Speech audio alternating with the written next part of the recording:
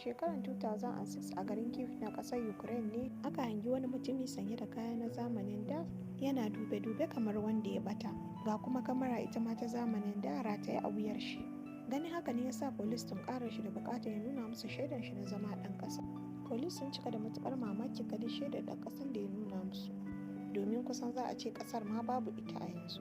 Ƙasa ce mai suna Soviet Union wanda aka raba ta zuwa ƙasashe da dama shekaru masu yawa da suka wuce. Shaidar ɗan ƙasar nashi ya nuna cewa an haife shi a shekarar 1932, wanda ya kamata a ce ya fi shekara 50 a lokacin, to amma ido bai wuce shekara 25 ba.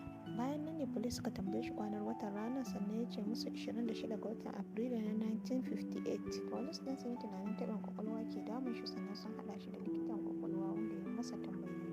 Matashin ya bayyana cewa ya tsinci kanshi a wannan zamani ne bayan ya ga wani abu na yawo a sama da bai san ko menene ba. Yayin da ya ciro kamarar shi yana ɗaukan abin a hoto, sai ya tsinci kanshi a wannan zamani.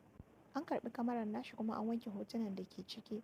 Abin mamaki ko hotuna ne na wannan zamanin da ya yi bayani a kai, da gidaje da mutane har da gidajen da ma a yanzu babu su. Kuma a ciki akwai hotunan shi da budurwar shi wanda suka ɗauka a wannan ranar sanye da kayan da yake sanye da shi a lokacin. Kuma an ga hoton wannan abin da ya bayani da yake yawo a sama. Bayan an gama wannan ne aka nemi matashin aka rasa. Hakan ya faru ne bayan ya shiga ɗakin da aka tanada domin shi. Abin da ya ba da mutane mamaki shine ɗaki ne mai ƙofa ɗaya kuma tagogin masu tsaro ne sosai. Kuma kamara ta nuna shigan shi ɗakin amma bata nuna fitowar shi ba. Mutane da dama suna tsammanin ya ɓace ne ya koma zamanin sa na da.